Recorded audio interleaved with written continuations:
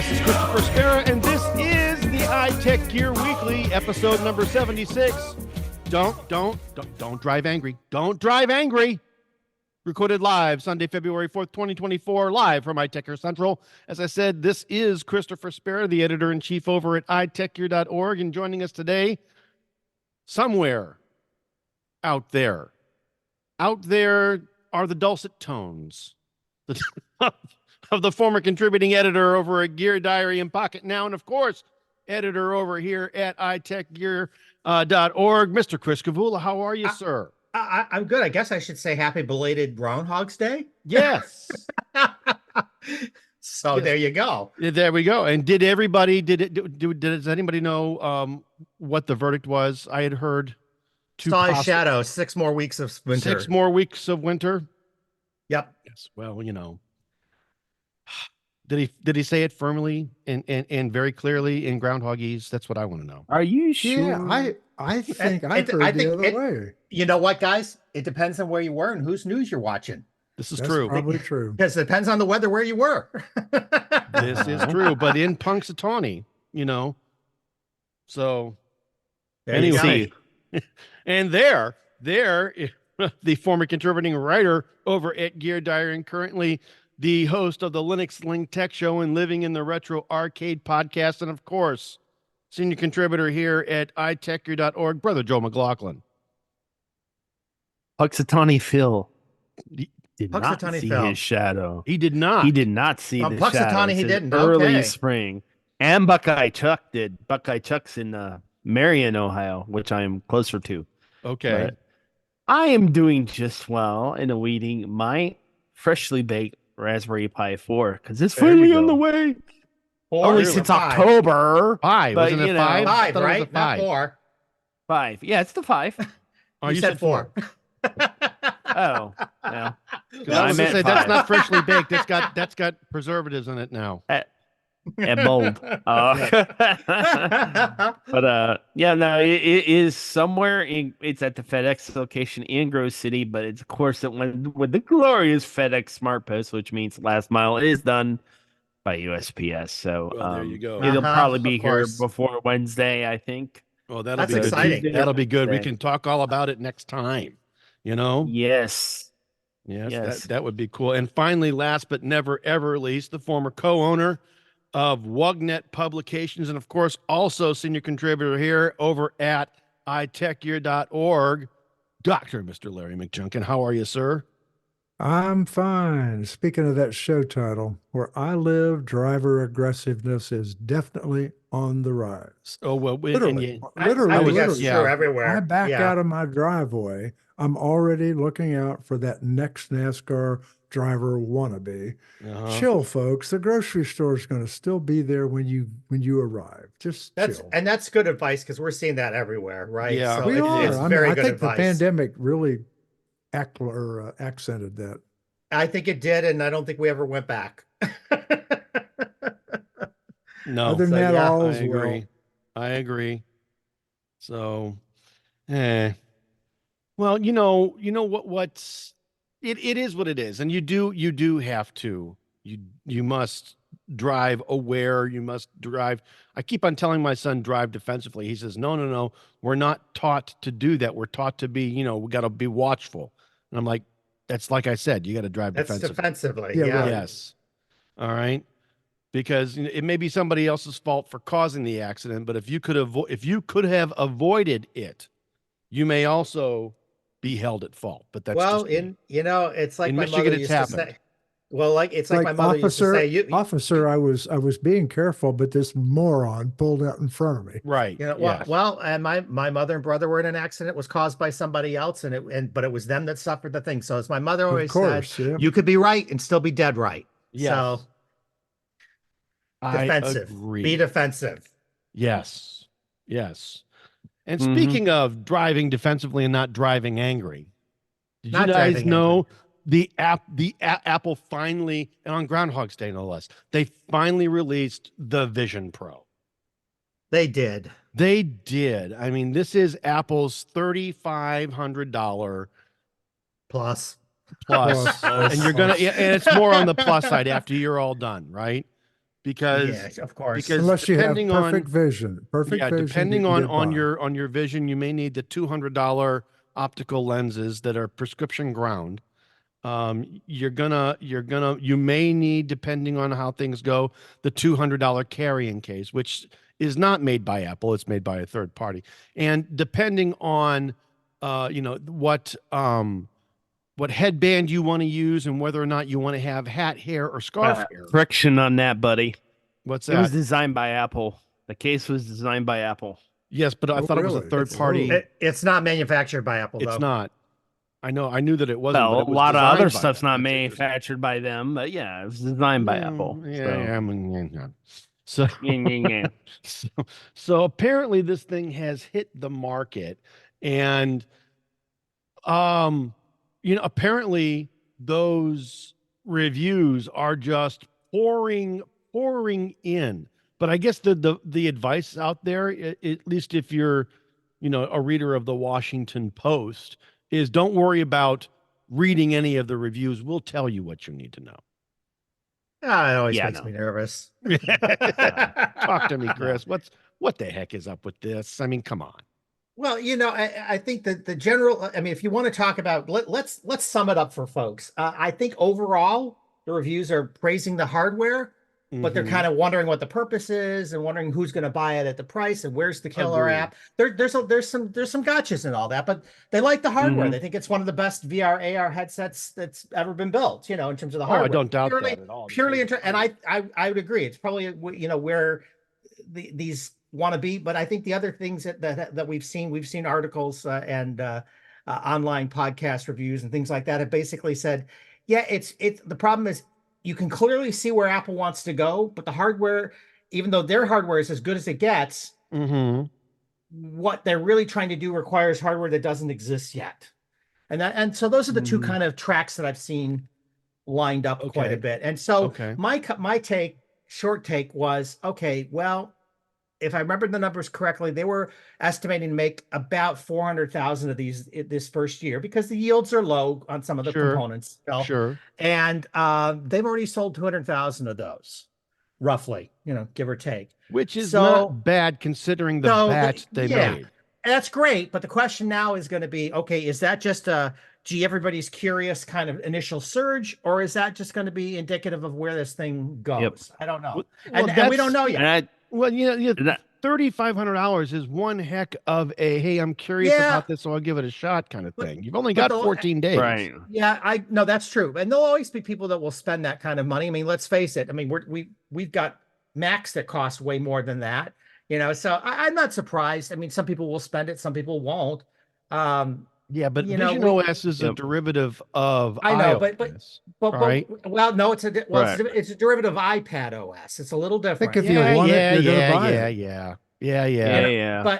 But the point I'm getting at is that, okay, you can pay well over $2,000 for an iPad now. This has Oof. more impressive hardware. So is it really that? I mean, for the price you're paying, it's probably worth it for the hardware you're getting, but is that enough? I don't know. Without the Right. killer Pay app, half that much without for a those things- foldable phone.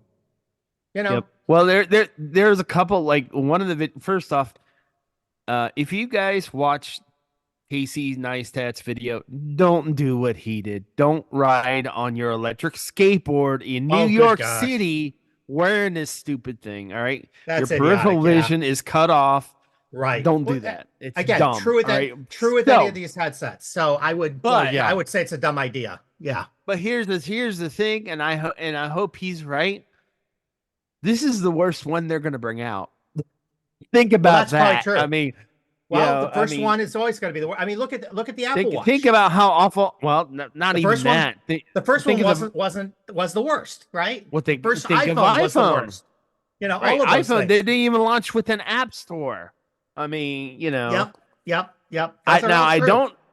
I don't agree that I do not think this I mean, time will tell, but a lot are saying that they're equating this with all those devices, with the iPod, so Yeah, on I and don't so think forth. you can. I don't think you should. I don't but think yeah. you can yet, because there's a distinct possibility if there's no particular killer feature, the thing that this does better than all of them, which right now we're not so sure about that. then Right. then Well, I mean, other than the hardware's good, but the thing is, the hardware can be the best. Like, yeah, let's look at go all the way back to the VCR. Betamax was really good hardware, but did it win? No, Nope. it didn't. well, So I there are a mean, lot of and reasons why that happened. Some of them not so above the oh, board, but correct, but but the still, point, but you're right. You're right. The yeah, best hardware doesn't always win.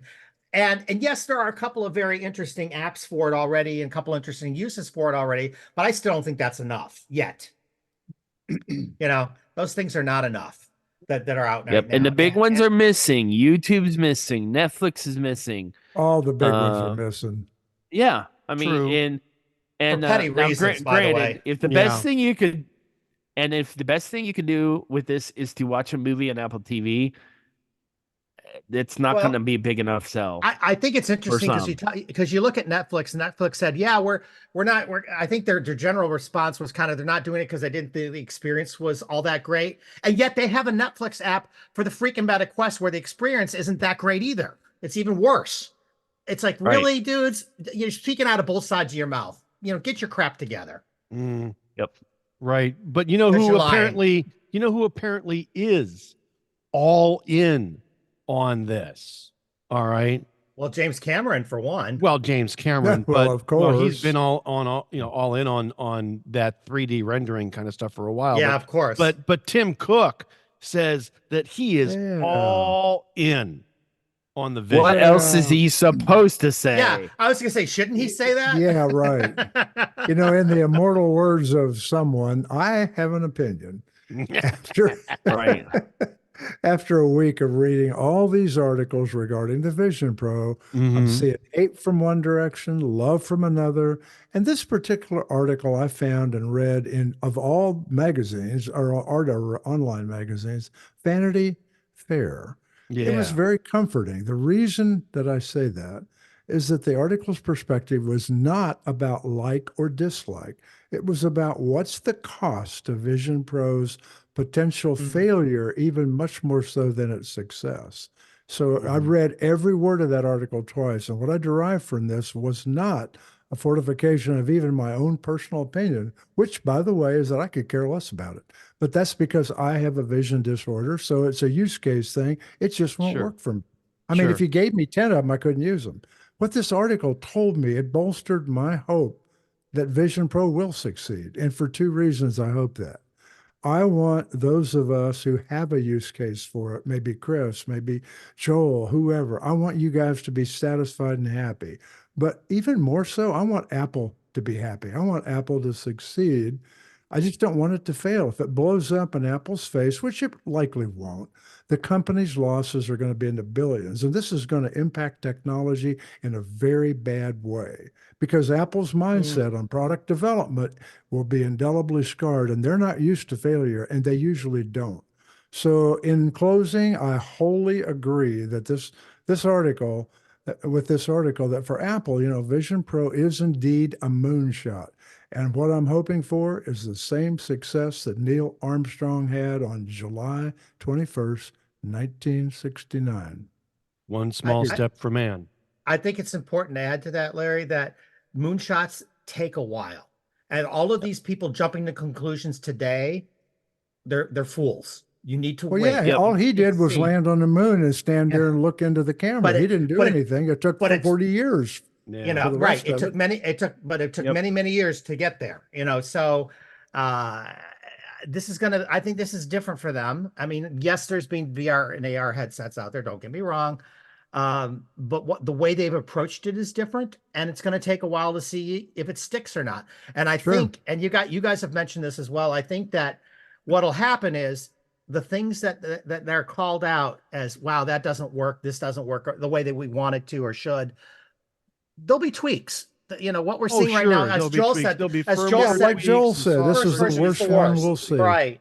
Yep. The software will get updated and changed. I think we mentioned, for example, I think when we talked about it during the week, there's no Find My in it. Okay, well, there's no Right. reason there shouldn't be. The OS can support it. All you got to do is have a Wi-Fi connection. There's no reason they can't support it. Maybe that'll get added back in. Who knows? Maybe it was pulled out just so Yep. they could get other things done first. Maybe it was a timing thing. Who knows? The point is these little things will probably get smoothened out. And then at some point, maybe it'll reach a point where people go, okay, it's good enough now. That, And who knows? don't forget, just because the original iPhone sold a little less than 1 million the first week or so, what is it selling now? 15, 20 million a year. Oh yeah. Absolutely Yeah. true. It takes time, folks. It does, but let me ask a probing question here. You said, folks that say that it's not enough, it'll eventually get there. And you mentioned the iPhone. Is the iPhone enough right now? Would most people say that the iPhone For what it currently does, I provides, think it's is perfect. it enough? What else could Well- you really make it? You can refine it, but it's a communication device that's also a computer. Mm-hmm. Yep. And But this is the a thing is- spatial computer. Right. Well, that's what they're calling it. I look at it. I look at it in multiple ways. Now, can this change? Like, for example, I am in systems, and I'm very much wedded to having more than one screen. Period. Mm-hmm. To do my job, it is a requirement. All right. Not that work actually gives me that. I'm more than happy to provide my own. All right. But would I be able to sit with this thing on my head for 8 hours and do my job? And the answer on that is going to be a no. No. Because it's not going to be comfortable enough. The battery life to me is immaterial for something like that, because I can always plug in either a USB-C bank like my Anchor 737 or something else to keep that thing topped off. All right. Mm-hmm. But the simple fact is they have made something that is probably heavier than every other headset out there now. With the metal and the glass, and they're high quality materials. Don't get me wrong. That's what Apple's known for. Mm-hmm. Well, But- like Chris Gavula said earlier, it's got to do more. And right now, Yes. if it does nothing but like Fantastical Yeah. just released a big press thing. Oh my goodness, we are now on Vision Pro. Yeah. Okay, so I'm going to pick up a $4,000 headset, put it on, and check my calendar for tomorrow. I don't. No, but if you had Right. everything else you wanted, but your calendar was missing, that might be a big deal for you. So the Yeah. fact that they're releasing it still is important. Of course. As it is, but by itself, it's not, but it is on top of everything else. I do Right. think, first of all, I mean, again, I've used a number of these headsets over the years, and none of them are comfortable for more than a couple hours at the most. None of them. Right. I don't care who's you talk about. Even these glasses bug my ears over time. I mean, they're just, it is what it is.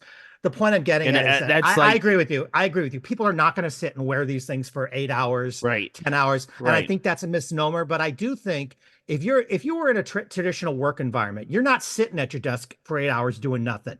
You're sitting at your desk for an hour, then you're getting up and going to the bathroom. You're sitting at your desk for an hour, then you're getting up and going to a meeting. And there's a variety of things you're doing during the day.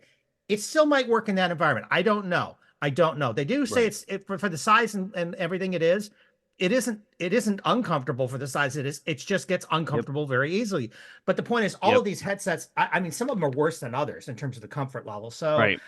and I'm sure there'll be third parties releasing, pads and add-ons and things. Oh, we're going to make it 10 times more comfort. That'll happen. All that crap will happen. We'll see where it goes. I watched the video from MKBHD, Marcus Brownlee, where he said that the best looking band is probably the least comfortable band, and that's I heard the that one too. you see in everything.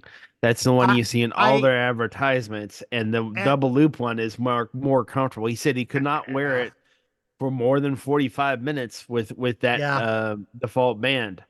I forget which user, I forget which blogger it was. He kept talking about, well, this messed up my hair and this messed up my hair. And I'm like, really, dude? That's what you're focused on? That's what you're focused on? Really? I thought Well, not to mention the fact, I thought that was messing a up the review. hair, but the personas that you build for using Yeah, I thought that was kind of Creator, It's right. creepy. I thought it was kind of nitpicky. I mean, it's like, really, that's not what I'd focus on. I'd focus on bigger usability issues than that. No, yeah, I cannot fault Apple in making the default band the least comfortable. They want you to buy the next band. That's But they do simple. include two bands. Well, no, they do- include both bands. Yeah, they That's the do. They thing. include Oh, both. okay. Well, heck. So I mean that Yeah. Yeah, they're That's not the making you buy thing. another one. Yeah. Yeah. But I think third parties, but I do think third parties will come up with other bands. I really do, and other Right. connections, because the one thing Apple has done with this thing, and we talked about this a minute ago with the lenses and everything's click, click, click with magnets and other things. It's easy Yeah. to switch things out. So, that opens up the market quite a bit for certain things. We'll does. see. Yep. We'll see where it goes. It does. I Yep. mean, at And least I'll they got say- that right. Yeah, and the straps with the straps too. I'm a CPAPper. I wear Yeah. straps on my head every single night, and I have marks on my face every single Yep. morning. You can't get Um, past it. Yeah, it is what it So is, right? that's another thing I see people are not gonna like. No, I they're not. You're myself right. when I wouldn't care because because I don't care about the ones from my pep because it's better than dying. Yep. No, This is no, a little different. So Yep. picky. Don't drive angry. Don't drive Don't angry. don't drive angry. But the thing is Apple is betting a lot on this. They really Yeah. are. Oh, But And- they have Oh, enough for resources sure. to play. But they have enough resources to play the long game. So it's going to be interesting to see what they do. True. Unlike, they tried with the Newton for a while, and they didn't stop it necessarily because it wasn't getting any better. They stopped the Newton because it got pulled by Jobs. Thank you, Scully. So Sully no, it didn't. was No, John, no. yes, no, Sully yeah, released correct. it. Scully released it. Well, Jobs that's true. pulled it. Yeah. When he came back, he pulled it. But That's and true. rightfully so, by the But- way. I mean, I think I would agree with it. But the point is, they were willing to try it and tweak it and change it. And by the third version, it was actually not that bad, but it was too little, too late. But Agreed. what I'm getting at, unlike Microsoft, when they released the Kin didn't even make it 60 days, kids, before Oh, it was no, it pulled off the didn't. market. See, and So then the and that's point what really is- bothered me about that. How the hell do you know? Right. In I don't think 60 you days, can. how do you know in 60? You don't Right. know anything. Well, you don't but even what have any kind of feedback from the market. Well, yes, and that tells me that they were not really committed to it in the first place. Exactly. So Apple, Right. we already know Tim Cook is basically playing the long game on this thing, and Yes, I he know is. so this thing will be around for a while, whether it succeeds or not. Agreed. And they'll keep trying it and tweaking it. And let's not forget too that Microsoft failed with the first two Surfaces. It took them 3 of them to get it right, so they were at it for a while. Yeah. Well, So- the Surface one was, well, that's a debate for another time, my friend. So, but I've got some challenges to that, but we'll stick a pin in that. Let's just All say right. financially they didn't succeed with it. I can't agree. I can't for a agree more variety of there. reasons. I can't. For a disagree. variety of reasons. We can discuss why, but that's Sure. not the point. The point I'm No. making is if you're going to do a new product like this, you're going to have to commit to it for a while. And I think Apple's willing to do that. Now, will that still succeed or fail? Don't know yet. We'll see. True. They can Yep. sustain a lot of losses on their way. They True. can. True. And- As a and $3 as trillion Larry said- company, they can. Yes. Well, and as Larry said, it may be to their benefit to do that rather than abandon it early, because the price of abandoning it early is pretty high. It is. It is. Speaking of prices and pricing, Ah, yes. riddle me this, Batman. Is the Apple App Store a monopoly or not? And we all have had this interesting conversation. We did. all We week did. about this, haven't We kind of had We this did. discussion. Some people will say yes. Some people will say no. All right. I am firmly in the no camp. It is not. All right. I am in that boat. As I would am say it would. The only perspective that it is if you insist on having an iPhone, then it is. All right. Yeah. Because that's the only place that you can buy things from. But if you want to be limited like that, don't buy an iPhone. Buy an and that's Android just phone. it, because you made that first choice. You were not limited in your initial choice as to which phone to buy. Correct. So because you Right. were not limited there, I say you can't call And it you a still monopoly. aren't, even after you jump in. Even after you jump in, there are secondary sales markets. You can just as easily jump back out of the pool. All right. You can. And you can. can sell your device and buy another one. All right. That's And here- completely but- that is in the only other choice, right? That's out there, which is Android. All The right? only That's other it. real choice there Yeah, are they're- other they're- choices, right. but The only other real the- choice. But I mean, Right. there are a number. There are probably a couple of other OSs that are out there that are And- either based off of Android or Linux at their Yeah. heart. All right, at the kernel level. Yeah, Like but the we're talking Pine about phone. the App Right. Store, not Linux. Yeah, I but mean, but I was gonna say at the device level, you kind of have a duopoly. I You say do. that Right, correct. in terms of which platform you pick. Still, Right. it's essentially a There are duopoly. only But because there are but- only two choices: iOS or Android. but within the Android Yep. ecosystem, you don't have to use the Google Play Store. You can Oh, no, there you are don't. Correct. You Play can Store. use Samsung Store. You can use Yeah. F-Droid. You So- can use Amazon Store. So You it know, all depends now on granted, scoping. right? Yeah, the scoping then there's apps like, for example, all my drone apps I get directly from DJI. you know, that may be because all well and good, boys and girls, but what I think folks are forgetting, and maybe we forget it at times, I know at least 30 Apple developers for the iPhone and Mac OS. Yes, they are almost held to the fire. If they want to develop for Apple, they have to sell first in the Apple Store. And people Yep. whine about that 30%. You know what? These guys are making boatloads of money, and they have everyone I talk to says, Well, yeah. we don't care. We're making a fortune off that 70%. Let Apple Mhm. have their 30%. And the reality is Some. apps on the Apple App Store sell at a much higher rate than the apps on any other app Oh store, be my, it well, Google they Play or reach a otherwise. huge, larger volume- demographic, Chris. Big demographic difference. But Right. the point is, but it's the same number of devices, but the demographic is more likely to purchase apps. Well, yeah, if but you people will. I deal with on a daily basis will not buy anywhere else. They want their apps Mhm. purchased from the App Store. They trust Apple. Yeah. It's all trust. No, Right. and that's exactly, Yep. but that's exactly what I'm talking about. Larry Bry is not just the App Store. I'm talking Same about thing. the Yeah. Android and all that as well. The point is, Microsoft Store, same thing. yeah, all these things that Right. are out there, but of all these app stores that are out there, Apple way outsells everybody else, and it's not because they have a higher number of devices. It's just because, like you said, No. Larry, that it's a comfort level, it's a trust level, it's a whatever. But the point is, the vendors who sell on that store make more money than anywhere else. So what are you complaining about? Yep. I mean, I'm almost Well, like hey- that myself. If I can't buy it there, I'll get it somewhere else, but I'm looking there first. Yeah, Mhm. no, Yep. I get you. I was really surprised though. The other day, I wanted to buy a movie. I came across The Hunt for Red October was Good available movie. on Prime. Well, it is a good movie. I bought the digital version off of Amazon for $5. Okay, Mhm. and guess what I bought it on? I bought it using my iPad. I was really surprised that even Oh worked. yeah, oh yeah. So maybe Apple's going away from, and I think that's the main problem with it is it's not so much the 30% thing for some people and definitely not for the users of it, but it's that every single little financial thing on there, including just buying stuff on other people's stores, like for example Epic with Fortnite and Mhm. other stores like that irritates not the developers as much, but the people doing it. It's like, why should I? Yeah, here's something like, okay, like I got there's an app called Diario. It's basically a diary. Okay, Mhm.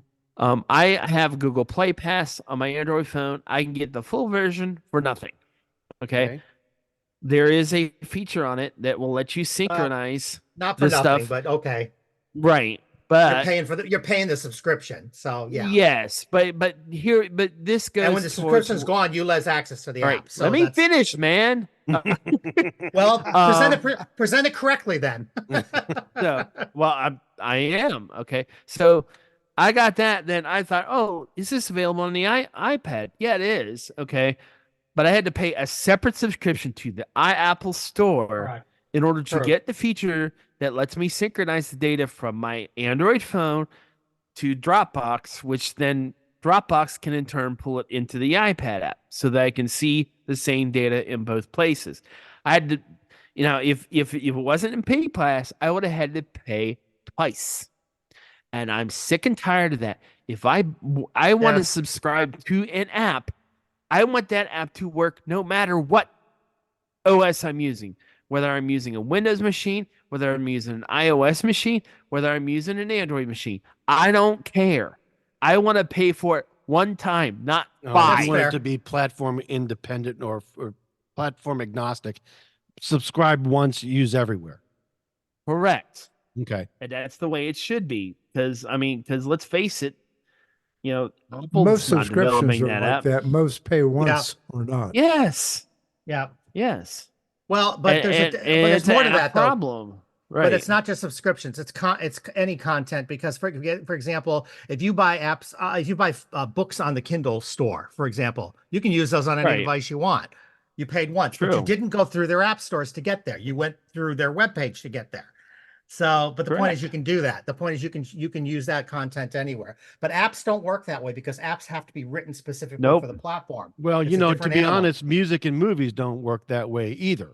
Mm-mm. All right. Depends. Well, the difference Depends. Yeah, there's another layer with books, with movies more, and especially movies, is the whole DRM layer, and that's Right. specific to a Correct. platform, Right. and that's a problem, that for everybody. Agreed. But Agreed.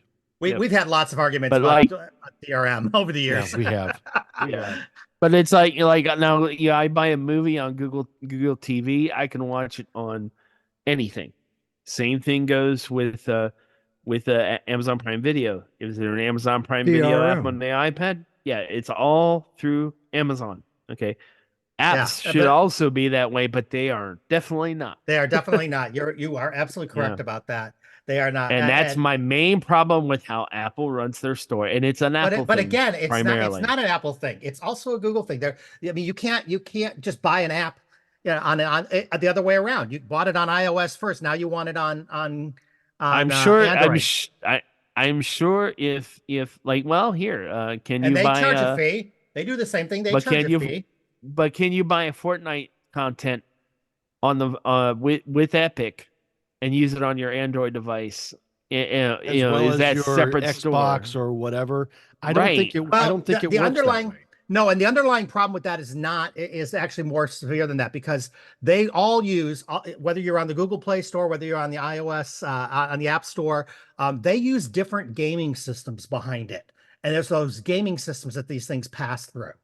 And so those stores are separate, if you will. Those sub stores. Well, the are separate. other part of that bottom line is if you, the buyer, want it on all different OSs, like for instance, Paprika is the world's #1 recipe manager. I had to pay for it on Windows, on Android, on iPad, and on Mac OS, and on iPhone.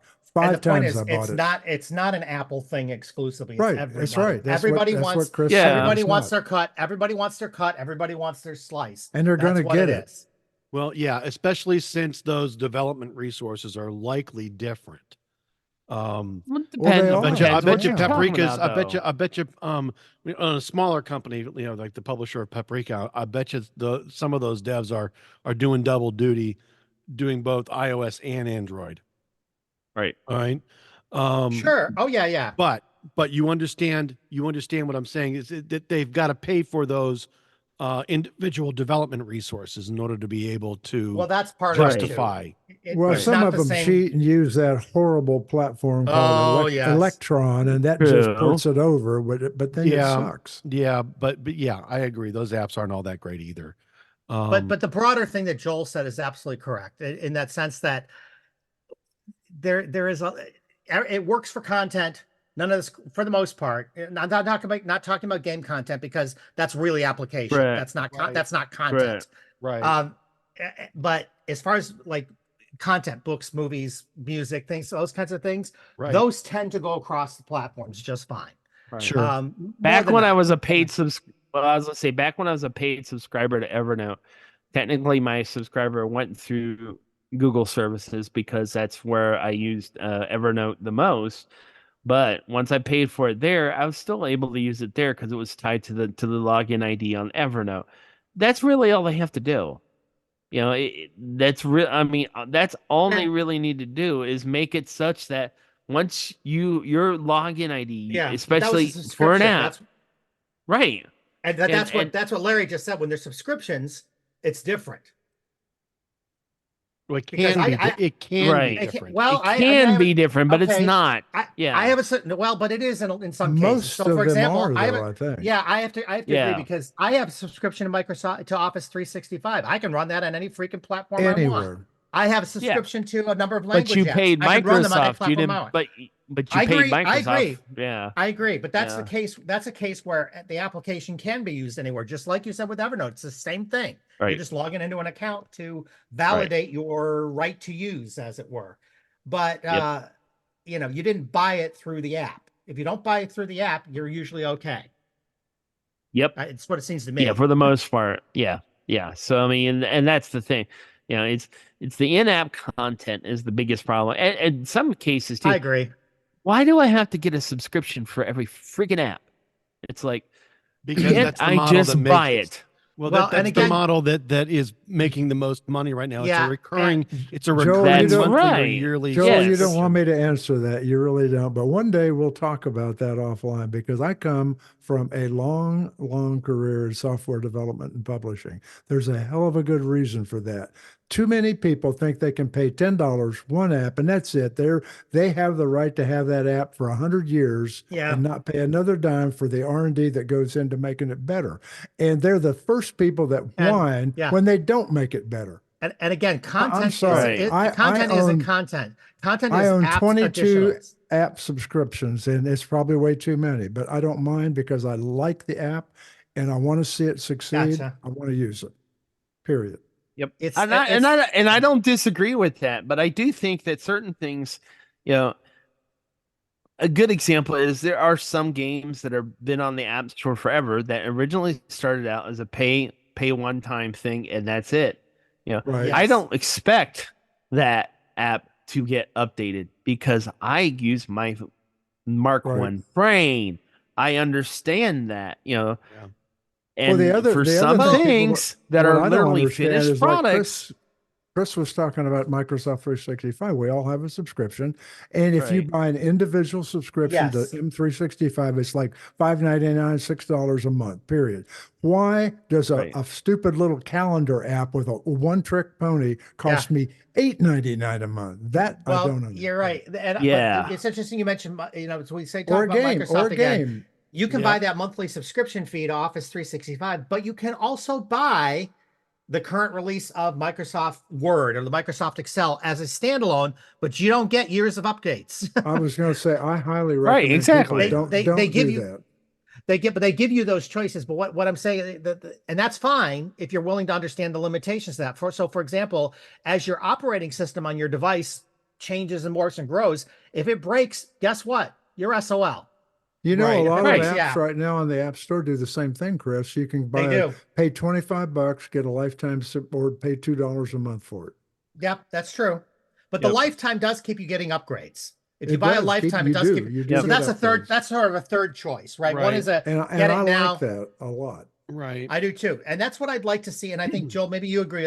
I'd like to see that with certain games. Let me pay a Yes. bigger amount of money right up front. And I'm happy to pay that. Rather than paying $5 for the app, let me pay $25 for the app, but I never have to pay again. A great- and I great get my example- content or whatever. Well, a great example is Angry Birds. I mean, how often is the content in Angry Birds changing? Now, not at all. I mean, because it's an old game. But the thing is, yeah, Yeah. and I completely understand it for certain apps that require that. Well, they have like- seasonal content changes and updates. I get that. Yeah. If you look at something like what Blizzard does with their apps, like Warcraft and Yeah. StarCraft and all the others, they have Right. pretty much annual updates where you buy a new version, and it's just a content addition, but you pay for it annually. You can buy it as a Right. subscription but you pay a subscription to play on their servers as well. But the point is, you can buy the Right. app over a regular, and that's the model. That's okay. That's a Yep. reasonable model. I mean, it's like you buy a game in Steam. Not all. Well, some games get updates, but I guarantee you, there's probably more games in Steam that don't get updates than do. Yeah. So I mean, that's the thing. But once you bought it in Steam, it's bought forever. So it's not going to go away. That's the other thing too. It's just like But Steam is getting their slice of that pie too. So they as you- are. They as are. as you So, purchase. I mean, So yeah, know, but they're getting a but the slice thing too. is and that's where I think part of the issues are with me in going back to the App Store as is it a monopoly or not? You know, by strictest sense, no. But if you choose to pick yeah. that platform, then it is definitely a monopoly. I think that's true no matter what platform you pick. But I do think that no, it's mostly, not. No, Yeah. I know where you're going with that. You're right. Yeah, there are some choices, but those choices are often very limited. Unfortunately, they're not as open as consistent. So those are challenges, and you take you take challenges. But what I was going to say is, and more to the point. Go ahead. As I say, more to the point. Let me use my fucking device how I want to use it. Sorry for dropping an F-bomb, but I mean, Chris, get that bleeper ready. That's my biggest problem. Hey, with Chris, Apple. I got a bleeper app I'll sell you for $2.99 a month. Thank you, Larry. Exactly. So I mean, let me do what I want to do with my device. Apple will not let you do that. Well, that's a true statement. I think the challenge isn't so much about monopoly behaviors as it's siloed behavior. Everybody silos. Yes. Everybody does it. And it becomes the cross communication becomes the problem and the challenge and the thing we all have to and nobody's there yet. Nobody, I mean, I shouldn't say that. We got done talking about ways in which they are there, but there's in other ways nobody's there, and it's a challenge. And I don't know how I don't see them getting past that anytime soon, because that's how they all make their money. They all make their money that way. True. And the points that you guys have brought up here are very poignant. I think I said this at the beginning. I do not think that the Apple App Store or any of the app stores that are out there, whether they be for iOS, iPad OS, Windows or Mac OS, or pick a platform or a device. I don't think that they are monopolies. You can get your content, for in some cases, just about anywhere. All right. On the Apple side, things are coming through the App Store allow for a certain sense of security. I know that there's not going to be They're well vetted. Yes. You don't get viruses off the App Store. You get them every day off the Play Store. Absolutely. I will disagree with that. Vetting. Never. Well, let me just say this. You never got a virus. Of course you didn't. Look what you do for a living. If you were Billy Joe Bob out there driving a truck and bought an app, you wouldn't know. But I know. We get that. Right. Yeah. Keep in mind though, I go to a church where they're full of a bunch of people that have no clue about technology, and not one of them has gotten a virus on their Android phones either. I know people that have. I know people that have and have gotten. Where their Facebook apps are sending out a whole bunch of junk. Google did not vet out the virus. Was my point. I was going to say, wait a minute though. If you're talking about Facebook, the biggest problem on Facebook isn't that your Facebook account's getting hacked, is that people call it that because they clicked on something they shouldn't have, and they got clickjacked. True. And that's what's happening. That's one. The other is the fact that Facebook will let you, it's all in how you manage your Facebook profile. If you have too much stuff publicly available on your Facebook profile, then people can take your picture. That's where they get in trouble, right there. Yeah, they can take your picture, create another account. You haven't been hacked at all. Right. Nope. All right. I got a boilerplate I send all my friends when they think they've been hacked. You do not ever think turn off if the you public get a stuff. Yeah, that's basically it. And I don't get that problem. I've never, I think maybe once I might have had it happen, but it might have been because I turned it off temporarily. But if you turn that public part of the profile off and you don't share your friend list with anybody but your friends, then you don't have a problem. So that's not an Android problem. But that's not an Android problem. That happens to people who use iOS too. Right. But that's not the basics of the Android App Store. The App Store is not the problem. It's downloading sketchy apps is the problem. Sketchy apps can hit the App Store, but it can also and has hit the Apple Store. But Right. at a less frequency. If you look at the numbers, it happens less Correct. frequently to the iOS store. Correct. But when you consider the iOS store sells at a much higher volume, that actually makes the number look even worse. Right. So Right. And where you go, man, but where I'm going with this is it's basically using a Android device is more like using your PC than it is true. using a phone. So I Agreed. mean, you just Agreed. be careful in what you do and you'll be Yeah, fine. it's very true. But you do have And to you be should more still careful. be careful. You do have to do it.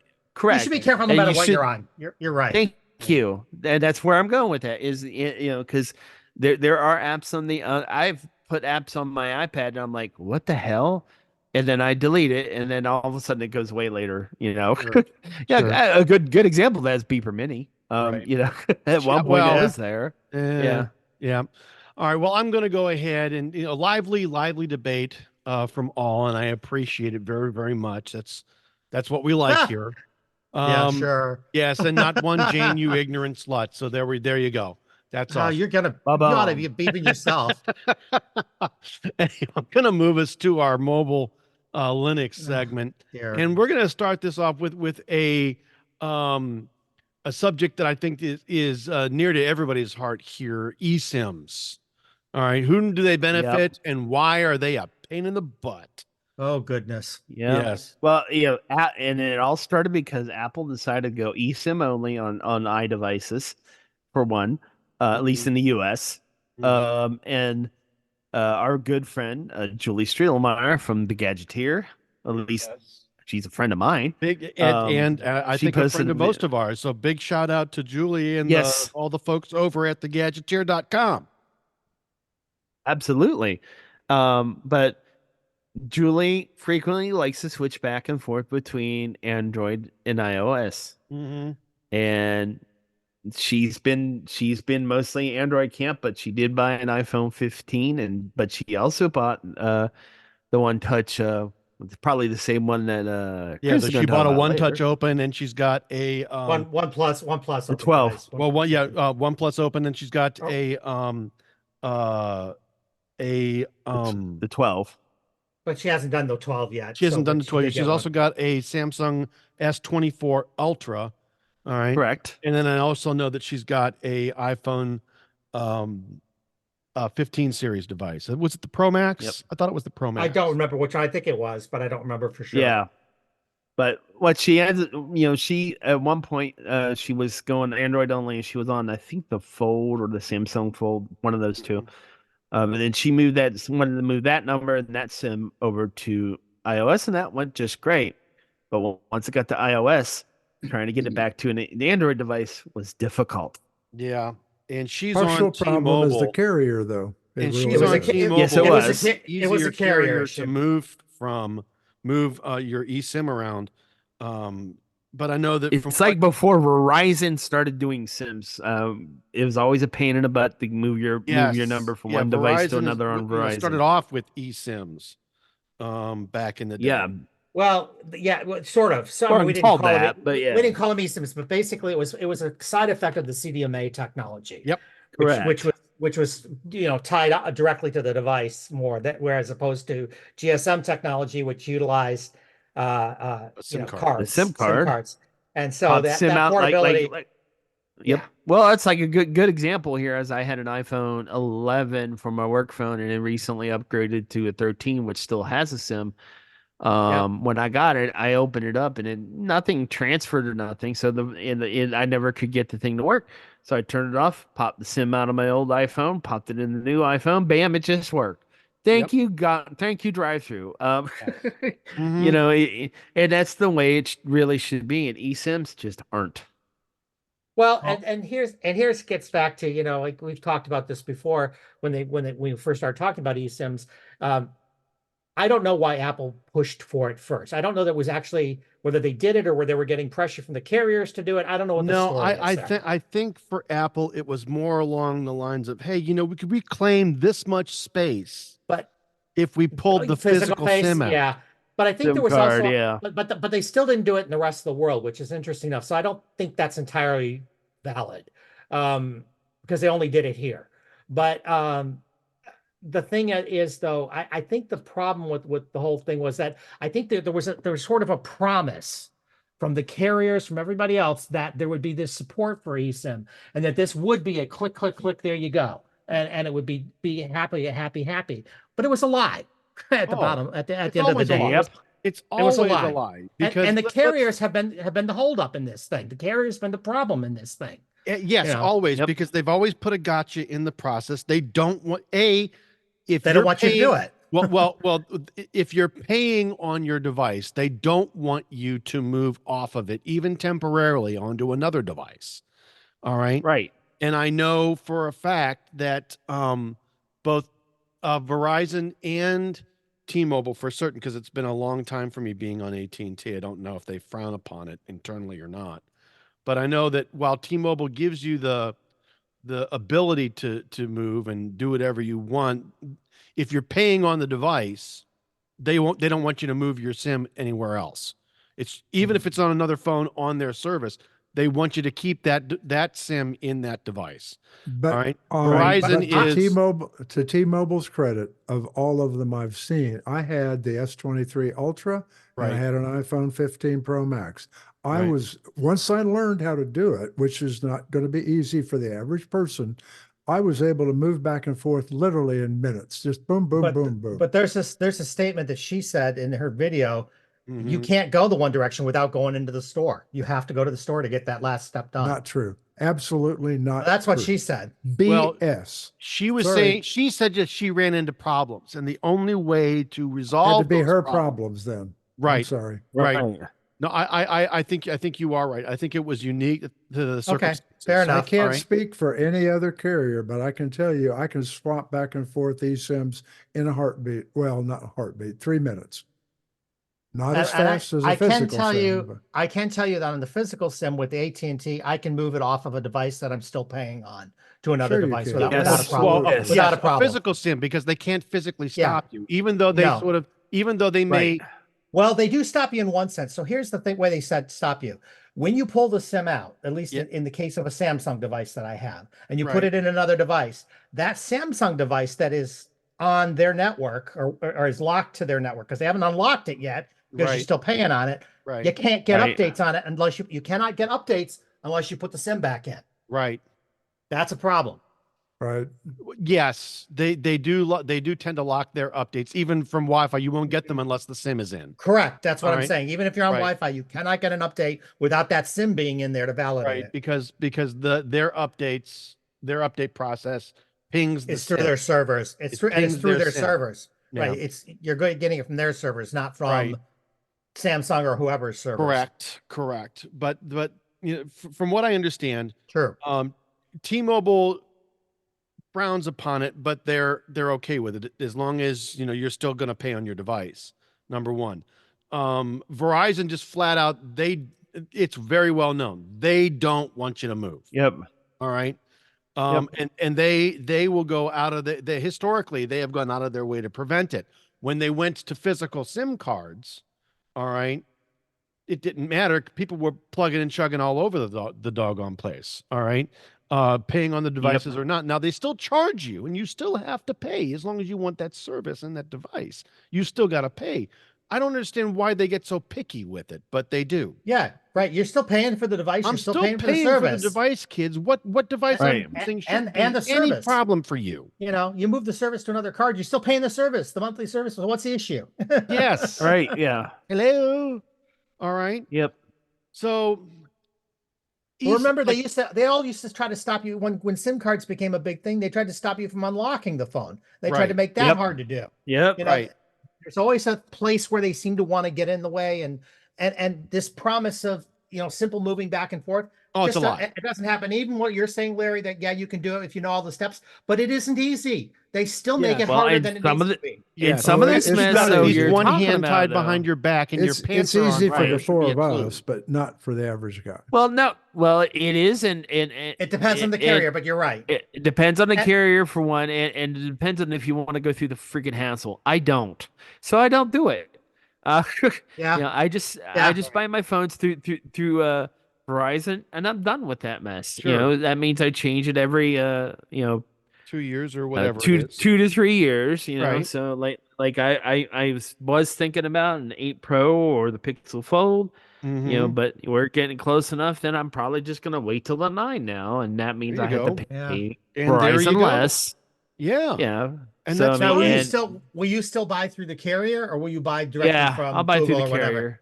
Yeah, see, I'm I'll never go going to through the buy through the carrier carrier. again. I'm very unhappy with the I'm process. always going to buy through the Apple Store or the I'm Samsung right, Store or something. I get right. why Me people too. don't. I get why people don't. But the thing is I'm used to paying that amount, and it doesn't bother me. That's my personal Yeah, decision, that's exactly it. That's exactly right. and that's it. And plus it doesn't really necessarily make me happy because I'd like to try phones like these OnePlus phones that I've never tried because of a lot of times the OnePlus phones don't even work on Verizon for that matter. So Sure. the carriers have a super hold on what runs on their network, They and to do. be And honest, what doesn't. Yeah. Whole thing is a well, to control be honest, issue. it shouldn't be. Well, the thing is, Well, and it what's shouldn't important be. is this crap doesn't happen when you go outside of the U.S. or No. Canada. No. You know, Exactly. it doesn't happen. It's only here in the U.S. and Canada that it's a big deal. Yep. But then Other again, places don't allow that. well, yeah, but then again, the carriers that we have don't necessarily operate overseas. T-Mobile is may be considered the outlier in that, but the T-Mobile out of but Germany it's a versus different T-Mobile. it's a different T-Mobile. All right. Yeah. Same Right. company, same parent company, but they operate completely separate of each other. And I don't want to get heavy into it, but that also raises the challenge Mhm. of what happens when you need to take your device overseas. It does. It Yes. raises, and yes, I understand there's eSIM solutions out there these days that you can do these things on, but guess what? There's still challenges with those things. It's still, Absolutely there you are. know, Absolutely there are. so it's So not simple. I'm not. Look, the eSIMs benefit the carrier, and that's it. There is That's the only people benefited those by are it. the Yep. only entity. It's the only entity, Yep. right, that benefits off of an eSIM. They lied. They lied. They lied. I mean, and like I said earlier, it should, the fact that they only had, they had one hand behind their back and that their pants were on fire should have been. We promise. Yeah, Yes. sure. Mm-hmm. Right. Yeah. Should have been, Right. a clue to Apple and whomever else. But honest to goodness, if there's one thing that would make me want to dump Apple completely, it's an eSIM. Yeah. It's an You eSIM. and I were talking Yep. about this the other day, and I agree with you. If I was going to dump Apple for any reason, it wouldn't would be the necessarily be eSIM. Apple. It's be this damn eSIM thing. Yes. I do not want to. I don't want to be on an eSIM. And No. I was talking about. I wonder how hard it would be to go buy a European iPhone. Right. So I could have a Right. SIM slot. Right. How hard would it be to make that work? I don't know. I don't know. You would hope that I believe there's only one radio now. I believe it's a globally compatible radio. But okay, worth looking into. yeah. We if I could do it, we bit this thing down, didn't we? yeah. No, if I could do Yeah. it, I seriously, I would. But I don't know how much the imports are going to be in on it anyway. So let's go ahead and move us forward. This next topic is a topic that has been near and dear to my heart. But Chris, you and I were also talking about this earlier this week as well. We were. The Yes. whole thing about return to office and why it is not as successful. I thought I had sent you a link for that at one point, but I don't recall where I'd read it. But I've seen a number of stories along those lines. And so what they're finding, return to office was the whole, we went to COVID, now we want to come back to the office, right? The bosses want everybody back to the office. The corporations want everybody back to the office. What they're finding is as people come back to the office, something like, I think it was 80 some odd % of them, the companies were actually not happy with the results of people coming back to the office, and they regretted making people come back to the office. Employees are not liking it, not when it's especially not when it's a everybody back or else kind of thing. And there are a lot of companies that are actually doing that. but we Haven't they we've lost discussed a few good employees doing they this too? have, but They we have. just but we've discussed that, what employees had to understand, of course, is that unless you had a contract that said otherwise, they had the right to expect you to come back because that was how you were hired, unless that was the case. Yep. But and so it's not that it's a wrong thing necessarily, but what they're finding is it hasn't made them more productive and it hasn't made them more financially valuable. It has not helped them in the ways that they thought it would. And that's why they Right. regret it. It hasn't done what they expected it to do. I know that for a variety of for- reasons, right? Right. Yeah. For some folks, like the healthcare company that I used to be with, and with say Apple, all right, Mhm. who have a lot of money and capital invested in the buildings that they either A, Sure. own, or B, have multi-year leases on. All right. Even now, a lot of those folks, they're hybrid, what we call the hybrid role, where you're in part of the week and at home the other part of the week. And it's usually a 3-to-2 ratio. You're in 3 days a week and at home 2 days a week.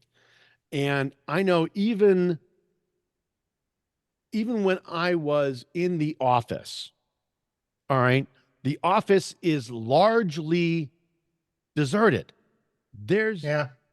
I mean, Yep. these floors, they're huge. All right. Mhm.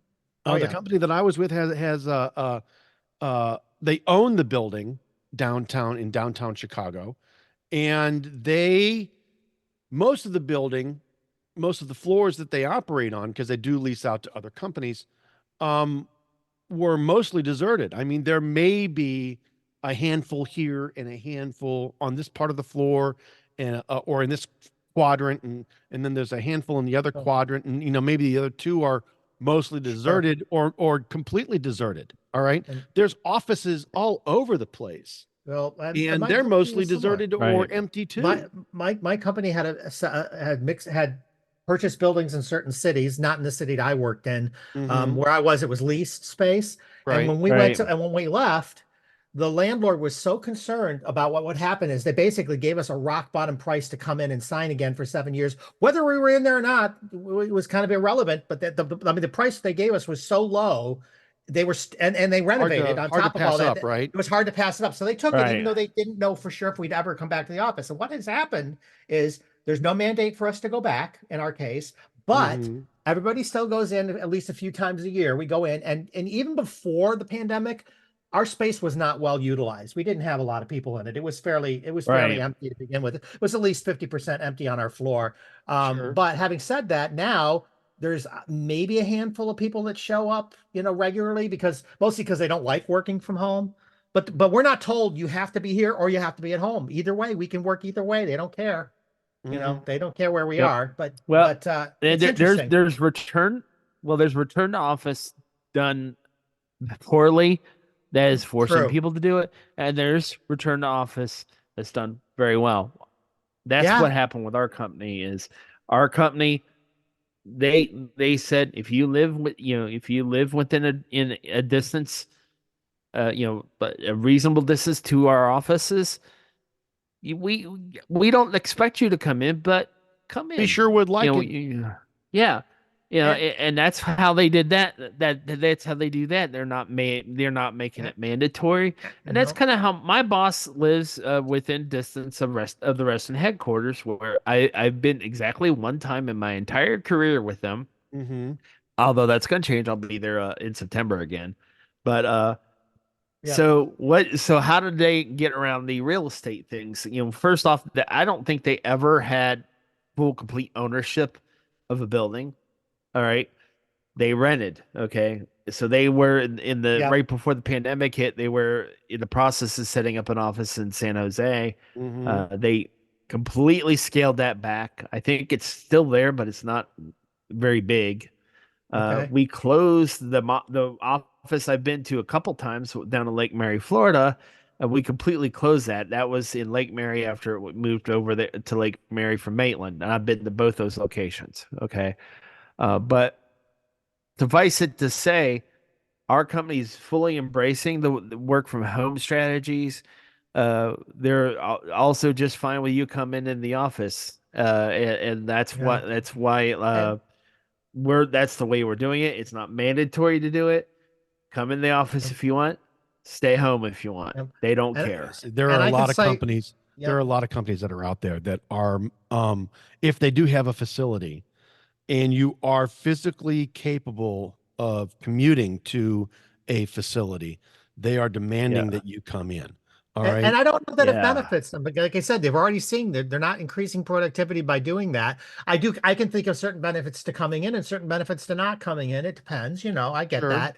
But Sure. and I get the company's right to insist on it. I mean, I actually agree with the company's right to insist on it. Again, depending on the terms of how you were hired, of course, Sure. But having said that, um, it's interesting that it's not proving to be as successful as they wanted. And that's what I find fascinating in these current stories, these current Sure. range of stories that are coming out.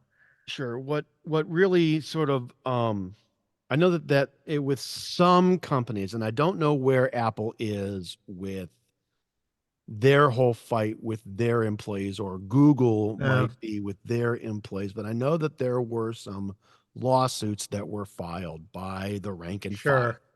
that says, we don't want to return. We feel safer at home in our own environments. Our productivity is not negatively impacted. Exactly. We shouldn't have to come in. And my position has always been, dude, they're the ones that sign your freaking paycheck. Yeah. All right. Yeah. Exactly. If they want you in, whether you like it or not, if you wish to still work there, if you're enjoying the work that you're doing, if you're paying your bills, all right, and you're saving your money and you're preparing for your retirement and whatever else that you want or need to do, shut up. Yeah. Nobody's Yeah. going to go ahead and mask shame you if you want to come in with a mask or some Yeah. kind of, John course. Travolta, boy in the bubble kind of suit. They ain't going to care.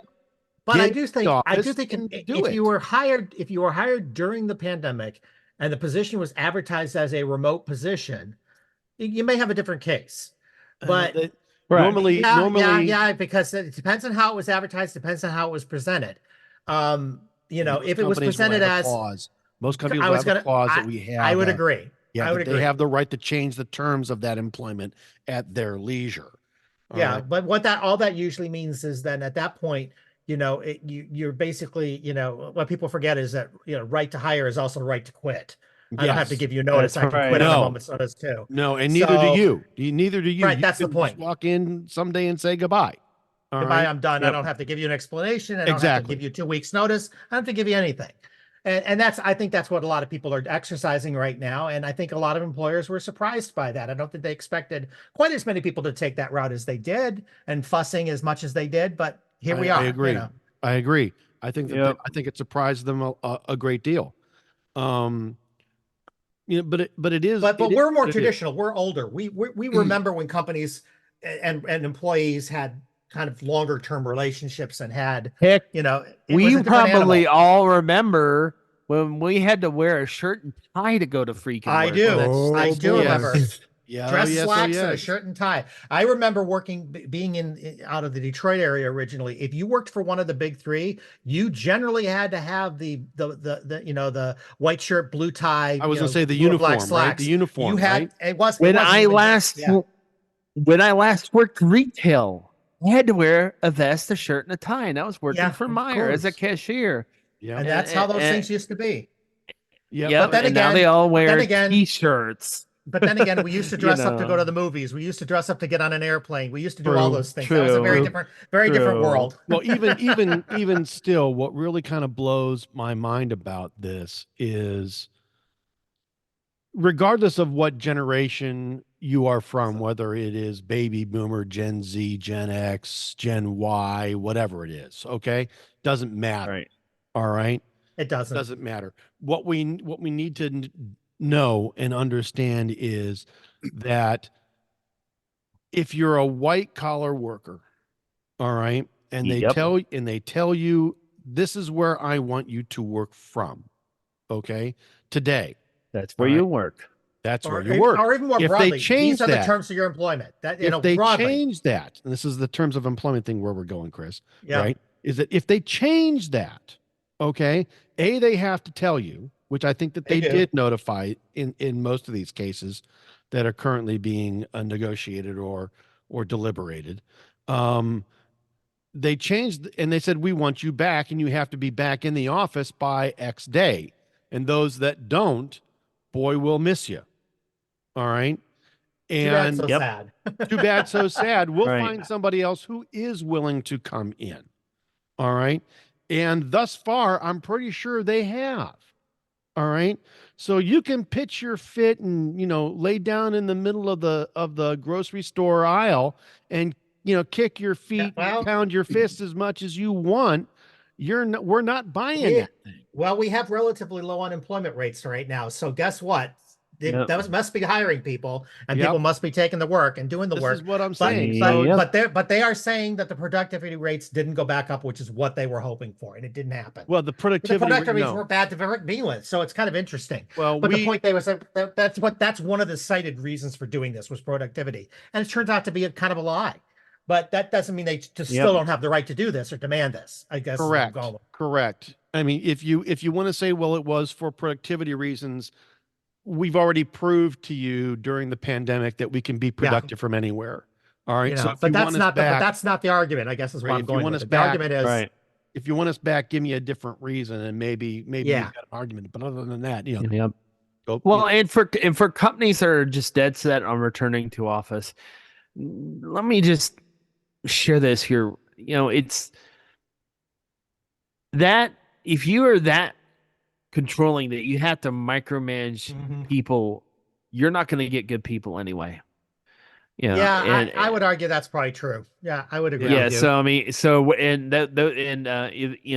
so having those people in the office or working from home ain't going to make a difference. Well, and it's Right. also don't expect loyalty if you're not going to give loyalty. Right. So Right. and then all those And- things kind of go hand in hand. No, I Well, agree. plus then there's all the things that you end up saving money on. For example, you won't have to pull people into HR because somebody had an odor problem. All right. Right. You won't have Yeah, fair enough. as much of a problem with sexual harassment because hey, you're all remote. How are you going to do that remotely? I guess that you could do it, but it's going to be very, very reduced. I But have a story so- for you. We'll talk later. Oh, trust me, I know. There are stories. Oh, you guys So are headed for HR. Yeah. But yeah, but the thing is though is the company saves significant money having people work from home. You do Right. not have to dedicate that space. You're going to have reduced HR costs, and Right. overall, you're going to have people that are more willing to, like, for example, if you decide to have a meeting after 5 o'clock, and more people are going to be willing to do that if they're working from home than they are if they're forced to go to the office at that time. So to me, it's a win-win for both the employee and the company if you are allowed to work from home. I would And that's agree. why a lot of companies are like this now. Yeah. They learned their lesson during the pandemic. Not to mention the fact you're going to reduce the amount of sickness because if somebody has a cold, all right, You're not somebody has a sharing them, cold right. now, and Right. and you have to go to the office, you're going to take a sick day because people around you are going to be like, oh, he has COVID, yeah, or whatever it is, and I don't want to get it. When you Right. work remotely, that's not a problem.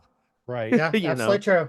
But I mean, then again, I it's- think this all feed into why their numbers aren't what they thought they'd be when they did Right. it. But Absolutely, they're doing it. That's for sure. absolutely. Yep. So there we go. Right. So I'm going to go ahead and I'm going to move us on to our next Yep. story here. And this is really just a follow-up. It's going to be real short here. I will say that Chris, we had a preview of coming attractions did. last show in episode 74, or I'm sorry, 75, where we were talking about the OnePlus Open and the experiences that you and I have had with the device. Yours has been pretty much good, wouldn't you say? Yeah, I've had nothing really go wrong, and I've been very happy with the device. Very Yeah. happy with it. Yeah, my experience has not been as, lovely. You had love until you lost it. Right. I had love Right? until I lost it. Yes. Yes. Apparently I was ooking panub in all the wrong places. So Apparently you were. yes. Uh-huh. So, Oh, um, long story short, and you guys can, I'm sticking the show notes, the link to the article in the show notes. It's on, Well, and it published on the site on remind Friday. people where we were last week was you were expecting your device back from repair. That's Yes. where we were last week. That's where we Yes. kind of left everybody. Yes. And there's been an update since then. So yes. So, but the link to the article is in the show notes if you guys are interested. It's a pretty interesting tale. Long story short, I've gotten the device back and I'm falling in love all over again. yeah, I was gonna say you there didn't you you go. didn't tell people you weren't going to tell people how giddy you were as you text me and called me about the how much you're liking Oh it yeah, now that it's yes, back. yes. I was dancing on the table. Yes, I was Yeah, dancing yeah. on the table, but I wasn't naked. No. No. So Yeah, there I was. Bitcoin No. Anyway, so this so far it seems to be pretty good. My screen is fixed. Everything seems to be behaving, and working the way that it should. Before I color this one done, though, I want to wait at least a week, and I'll have a statement or an update to this post on the site. Because you I had it did- a few weeks before your problem started. Yeah, I did. So it's important to note that, let's give it at least that window, right? Exactly. I had it for about 2.5 to 3 weeks before things kind of twisted sideways, and I want to use it for at least that long before I come back and give it the official stamp of approval as to, fully resolved. But I will tell you, there is a reason. The biggest reason I think that for me, this device is as big a success as it is the crease or lack thereof Yeah. on this device. Almost lack there. It's limited. Like I said before, and I've said it again. I've said it before. I will say it again over and over and over again. It's a foldable device. There's going to be a crease. Okay. You cannot get away from it. There's going to be a crease. However, the way the device is engineered, man, it is really difficult to see that crease. Not only do you not see it, you almost don't feel it. And that's, Amen. And when you're doing things like I like to play SimCity Build It, for those who know the mobile game, and it spreads across the whole screen, and I'm swiping and moving crap across the whole screen. And on a foldable device, you often get kind of caught in that fold in the middle. You do. It's a slight bump, and it's not a big deal, but it's you don't feel it on definitely this. noticeable. You can't get away from this. Right. You don't really notice it on this, and if it's so minor that it's not like a speed bump. It doesn't get in your way in any way, shape, or form. This is for a foldable device. Yeah. For a foldable device at this point in the technology. Yeah. All right. Yeah.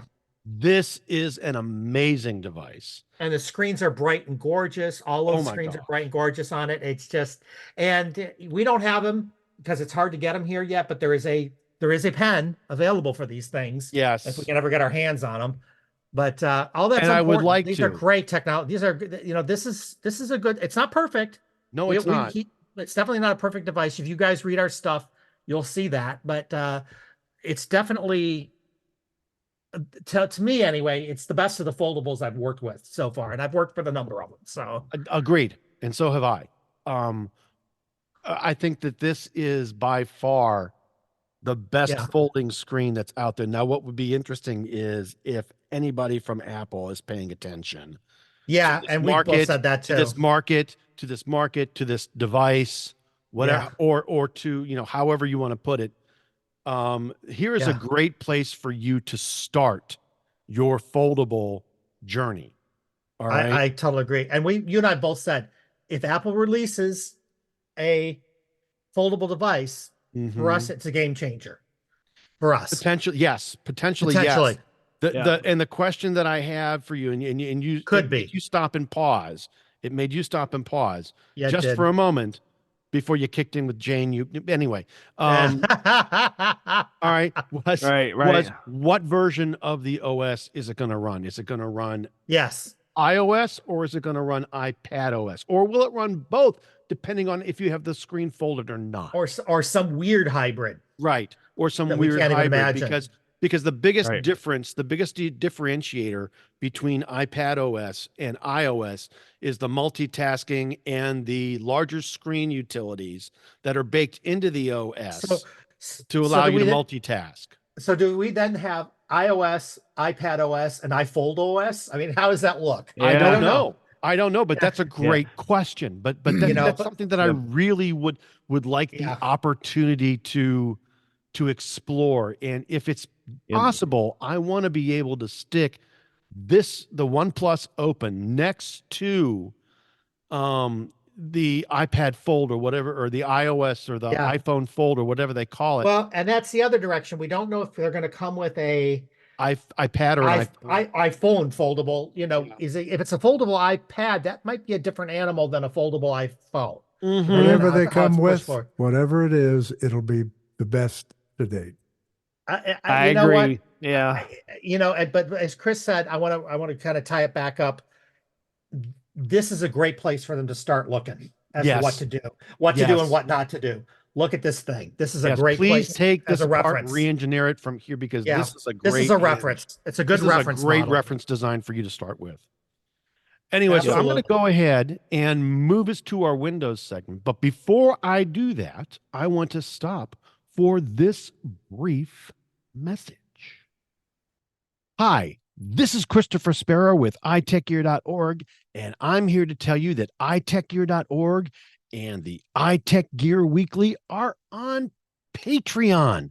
Patreon is a platform for creators, allowing them to express their creative side in an organized, marketable fashion and earn a living or create a really cool kind of side hustle. You can create a community around your hobby of choice. You can gain followers. You can get members and supporters all along the way. You can create subscription products that, for a pledged amount every month, you'll provide to your members and followers. Setup is easy, prices are reasonable, and you can have your pledges auto deposited into an account of your choice every month. With iTechGear.org, our initial offering is a monthly newsletter for just $3 a month. This is our initial offering, and we'll have other tiers and other products and other offers up in the coming months. Become a patron of our site. Grow with us, and we'll provide you with the tech understanding that you're missing right now. Join us on Patreon at www.patreon.com/iTechGear. That's www.patreon.com/iTechGear. And we are back. Welcome back to the iTechGear Weekly, episode number 76. Don't drive angry. Don't drive angry. And I want to go ahead and move us to our Windows segment, as I had said. And Larry, did you bring up some interesting Windows stuff this week. Apparently there's a new OneDrive design, and it's starting to roll out to consumers everywhere. Later this month, you will see it if you haven't already seen it. If you're on one of the one of the insider tracks, I don't know, but for most people, I don't think it's a secret. OneDrive has been around a long time. It's a very popular user-based cloud computing solution. And over the next month or so, Microsoft is going to slow roll it out. And according to them, it's going to be better. It's going to have a new user interface and a new user experience that would be UI, UX. And that will impact two demographics, I think. For those who are not big fans of OneDrive, will this be a welcome makeover, or will it be lipstick on a pig? And for those Windows diehards who love OneDrive, as it is right now, will it be well received? Or are we going to hear that old hue and cry, as we often hear directed up toward Redmond? Come on, Microsoft, you messed up a good thing. Right. Yeah. So Please don't stop moving my cheese. Yeah. Yeah, right. I don't know. I would Well, be, my first thoughts after looking at the UI a little bit, I think it's better because it's a better look. I just like things that are I pretty, I would I agree with you, do. Larry. I think the visuals are definitely improved, but if you read some of the things that have been out there about this, they'll talk about, because this is, OneDrive has changed, files, the Explorer has changed. There's a couple of things that have changed Sure. under this UI design, and they'll tell you that some of these apps are actually written less efficiently than their predecessors. So even though they look better, they run kind Right. of sluggish compared to their Now predecessors. let me ask a Well, question here. Is this just the web app interface, the web no, interface, no. or is No, this no, no. the It's the client that's app. actually installed? Yeah. It's the app. It's the Okay, app it's Yeah. app. the app that's And they installed on your say, device. Okay. right. And they say that this, to Chris's question, I tend to think that even if it's programmed differently, I think the resultant user experience is going to be better because Possibly. It's they're slower saying, though.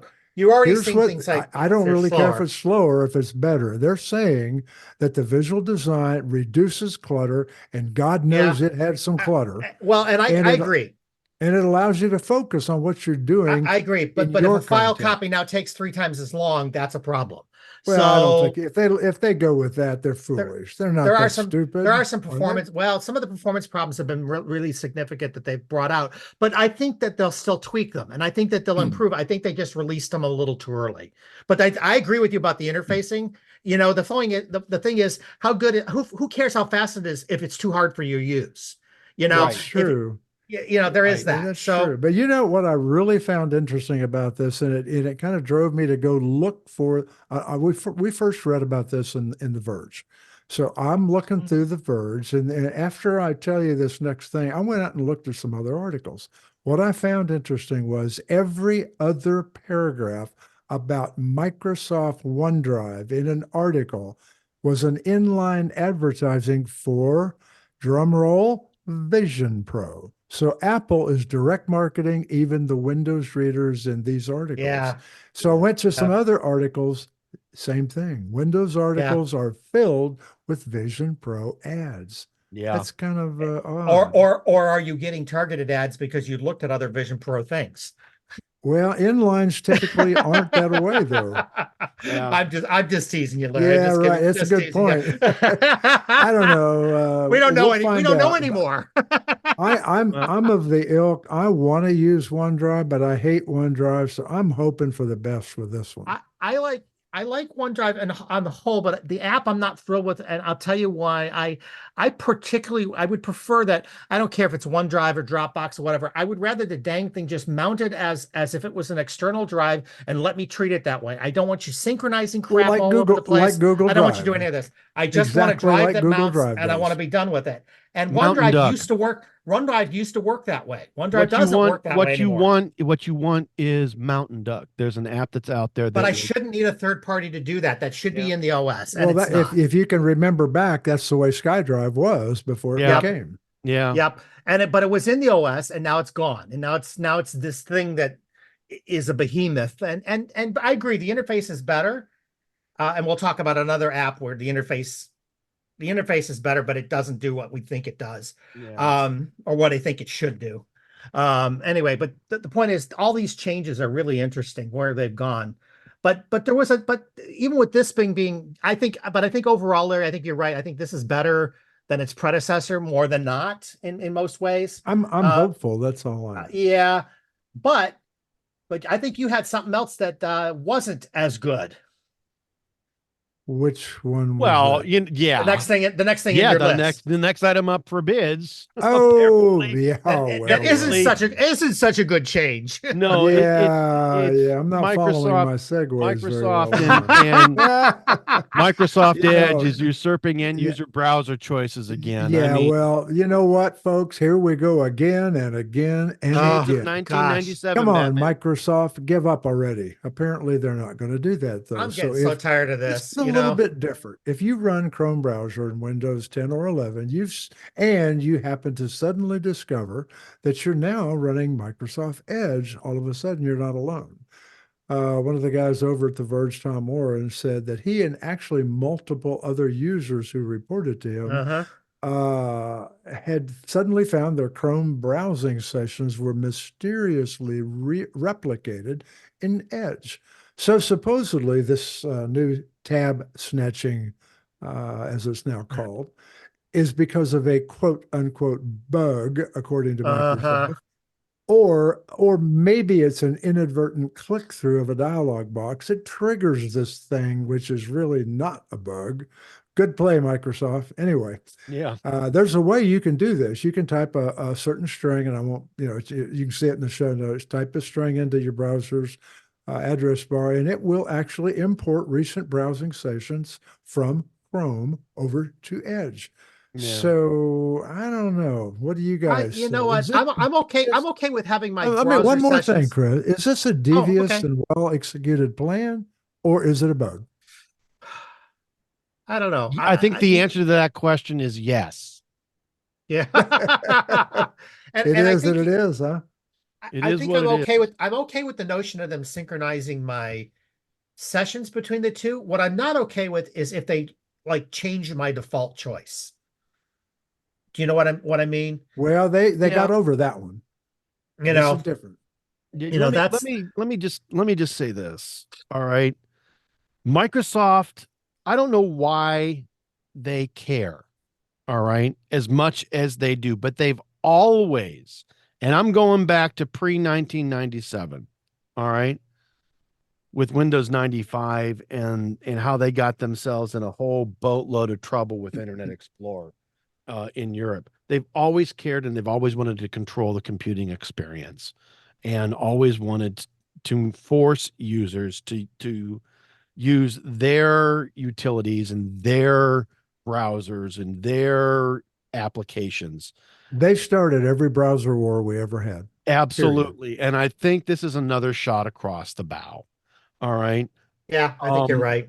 I really I'm tired of this, and it's to the point where, I went to go and type Ad up. nauseum, really. I went to go and type up this episode's show notes, and I've got my MacBook, my M2 MacBook Air, and I've got my Surface Pro 9 5G upstairs next to my recliner on a table. And I'm looking at these things and going, well, which one do I because my initial thought was to go and grab for the Mac. And I'm like, well, I really need to go and update this machine. And do I want to go through all that? And I really didn't, because I didn't want to get nagged by a whole bunch of other stuff on Windows. Right. And I ended up doing it, and I ended up, gritting my teeth and barreled through it on the Surface Pro 9 5G.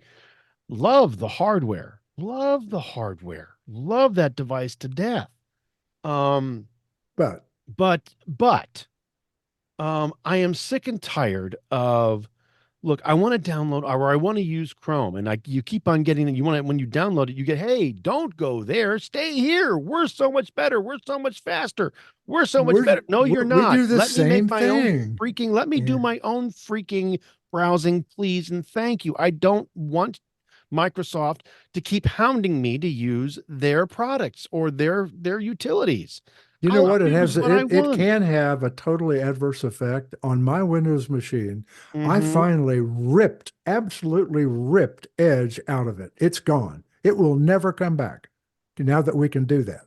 I got so tired. I mean, I was perfectly content to use it. It's a Yep. fine browser, but damn it, I wanted to use Chrome, and it kept this up and kept it up even after I tried to make a change. Mhm. So I finally said, okay, I can fix this. And I did. And Sure. end of story. You I will took the say, Chris, bazooka. You took the bazooka and you shot it. yeah, Yeah, it's I maybe will not the say, necessary, but I but will I say did it. on the Surface Pro 9 5G, I'm running the ARM-based Google Right. Chrome Canary as well, Right. and I haven't had that problem with it so far. Oh, you You know, probably won't, Chris. Well, you might, but it hasn't had that cross tie with Edge at this point. I mean, it really hasn't had any issue yet so far. Maybe they just haven't figured out how to build the hooks yet. I don't know. That might be something. That might be all it is. But I'll tell you, boy, it's I'm getting sick and tired of the nagging. Yep. If there's something to make me get away from the platform entirely, it's this. Yeah. Yeah. So if yeah. Microsoft, if you're listening, all right, knock it off. All right. Let Just the let us user use the use what dang they thing. want to use. Stop. They're using your platform. And All right. yes, I am driving angry. Thank you. Yeah. Thank you. But I mean, Well, this, damn. Yeah. but you know what? Our next thing has me angry for similar reasons. Well, they're yeah. Okay. So that's 11, Windows 11's new backup We utility. kind of have a rolling theme going here, don't we? Yes, it's Uh-huh. driving angry. Driving angry. That's a Oh, good show man. title, Chris. Thank you. So, Well, we're certainly willing to use it. There we go. well, yes, but you know what's interesting, I think, about this one is that there are two thoughts here. Larry, you were all about the utility Well, greatly. let Chris go first on this. Okay, one. I think okay, it would go fit ahead. better. Oh, Go ahead, okay. Chris. Either way, I was good either way with it. Yeah. So Windows. So for folks who weren't aware of this, Microsoft has released as part of these updates, they've released in the Windows 11, they've released a backup utility, and I think some folks, I think Larry, correct me if I misstate anything you said as I go through this. I apologize, and please feel free to correct me. But the feeling was it's nice that they finally put something like this in. It's been a long time coming. We should have had it, a long time ago, a backup utility. My problem is this isn't really why they did it. They didn't do it because they're providing a utility people need. They did it because they're driving people to their cloud solution, namely OneDrive, and you can't do any other way. So if you don't have enough disk, they have to sell you more disk. It's an upsell technique, as far as I can tell, because if it was truly a utility that they were trying to add into Windows 11, they would allow you to go to other cloud services or local drive services, but they don't. That restriction tells me the whole point of this thing is to drive you to buying more OneDrive disk space. That's what it's about, and that makes me mad. I would actually agree with that. But I would also say that I have a little bit and maybe a completely different theory on backups than you or maybe somebody else. I say what I'm about to say because, first of all, I think that any backup is better than no backup. And the latter is eventually going to cause somebody a lot of pain and probably some money, and certainly a lot of tears if it's lost photos or whatever it is. The four of us on this show, we all back up our stuff. We do. We may do. back it up in different ways, but from a lifetime of working with consumers and computer newbies, I am telling you that buying an external hard drive and a backup app, then learning how to use both, ain't going to happen. It's just not going to happen, guys. I work directly from the cloud. A lot of you don't. My documents folder on my Mac and my desktop folder are in iCloud. They're continuously backed up each time I dot an I or cross a T, but every day, every single day, I back iCloud up, my documents folder, everything there, to two separate cloud solutions. Plus, I have a hard drive solution called Time Machine. So I'm not going to lose anything. The last point I want to make, from my perspective, a cloud backup is a great solution for an average user. One could argue that the cloud will someday blow away and all your data will go away too. Well, it's already happened, but yeah. Somebody can rip it out of your house, or your house goes up in a fire or whatever, but it's less likely to happen than the cloud. But here's the problem, Larry. By default, first of all, to make this particular solution work, I'm not talking about backing up in general. You're absolutely right, and I totally agree with that. But I'm talking about this particular answer, this particular you're solution. Right. You're right. They want to make money. And they only give you have to have a Microsoft account for the first place to make this work. Secondly, they only give you 5 gig.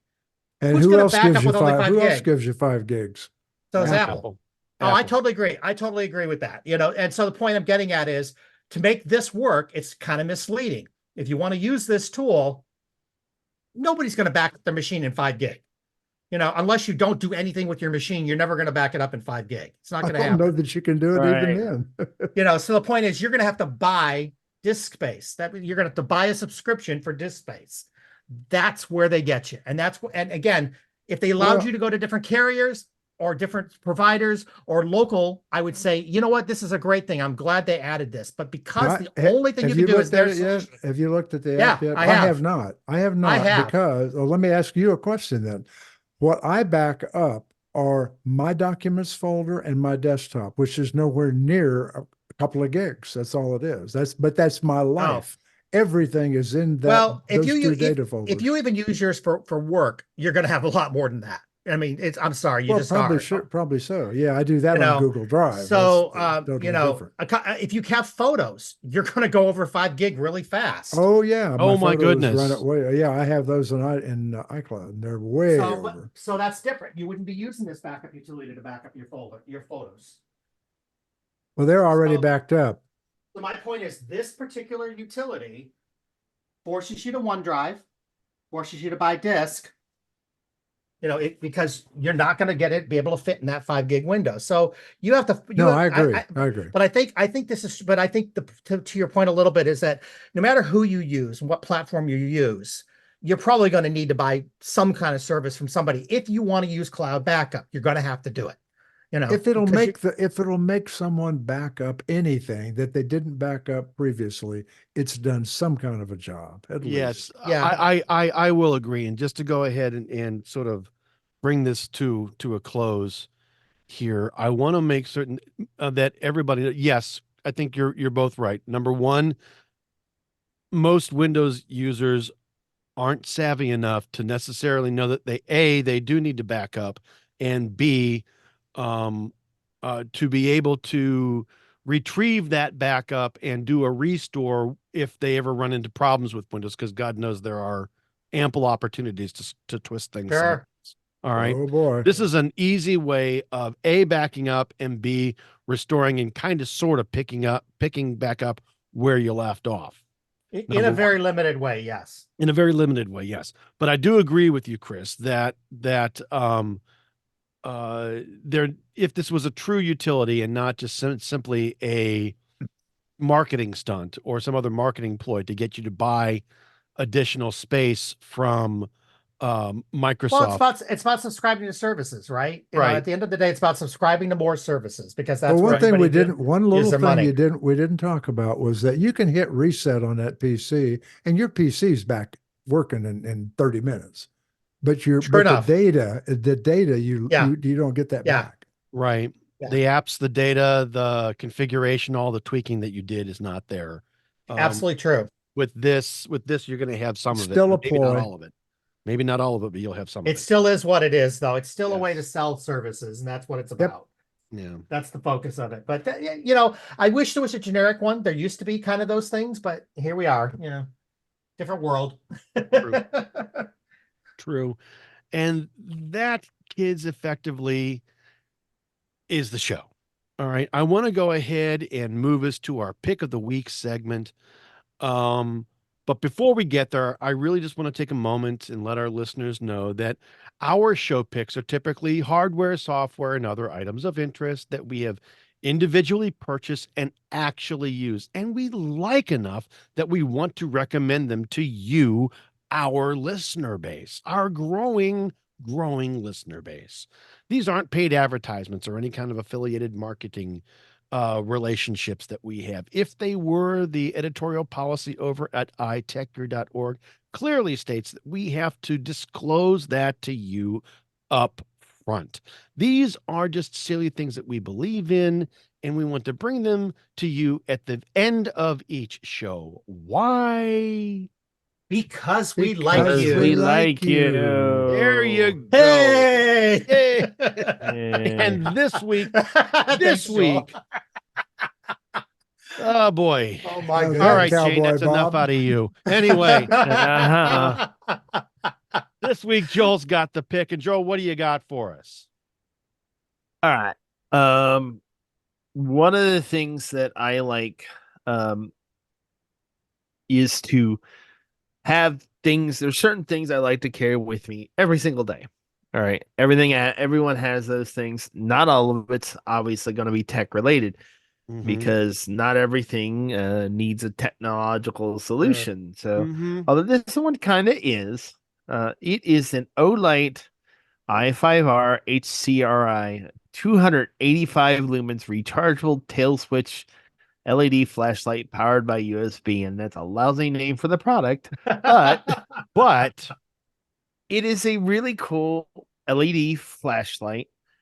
It looks like you can probably run the standard AA battery in there, but inside of it comes a really nice and rechargeable battery. It's actually a 1.4 volt lithium ion battery, and it, believe it or not, has a USB-C port right on the side of the battery. Right in the side. And it will recharge the battery. That's interesting. Yep. It's $35.99 on Amazon right now. I got the blue version, but it's also available in a How big is dazzling that? black. How long is that thing? How big is it? A little bit longer than a AA battery. So- You That's can all hold it If is? you Is look, that if you small? look, Yeah. if you look at the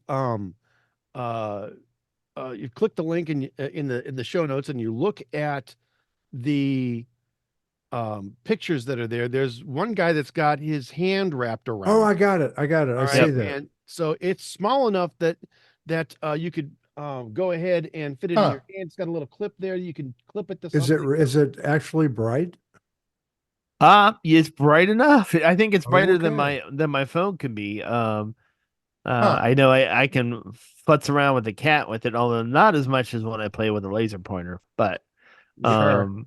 it's nice to have something that's not your phone to provide light in a case where you need to see light. Because I have a use case for this, and I am buying it. I am ordering now. I'll tell you, this is also seems to be good enough that it need be you can clip it to your hat, and that's what I was going to say. Yeah, and clip it to your hat, hold it in your mouth if you really have to, right? And keep Right. both of your hands free.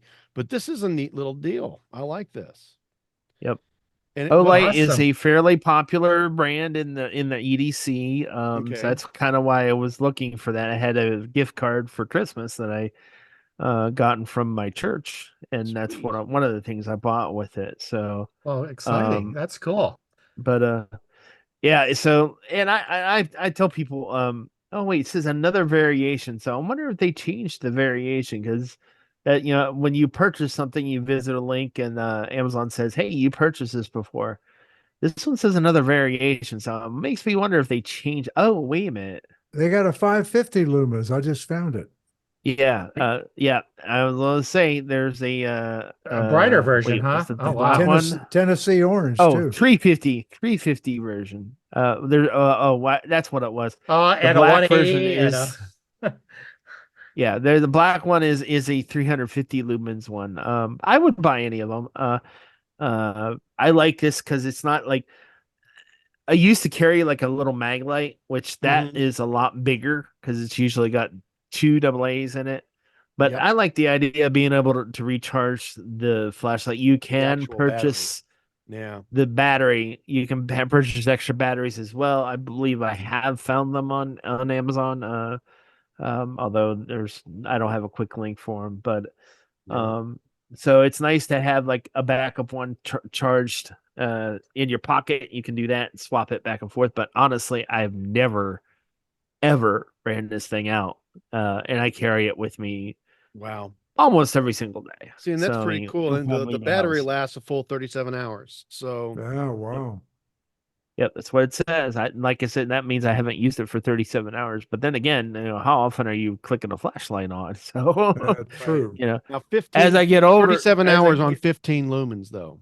All right. Yep. So, Yes. after a Yeah, full that's the important And thing is you can't switch from the highest to the low to a lower one if that's what you need. Yep. That'll help you save battery. I kind of like the idea of this better than the kind that you strap on your head. Yep. Hopefully I'll get to actually try it out in the wild sometime this summer. I know that we're not the big vacation this year is not going to be a camping one. We're going to go to Hershey and stay in a hotel and have a nice time. But it's still nice to have something like this along with you in those kinds of situations, especially as I get older.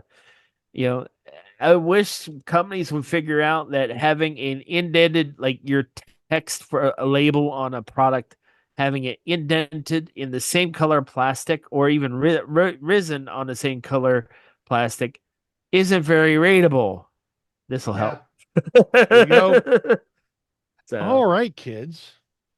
So that is the show. This has been the iTechGear Weekly, episode number 76. Don't drive angry. Don't drive angry.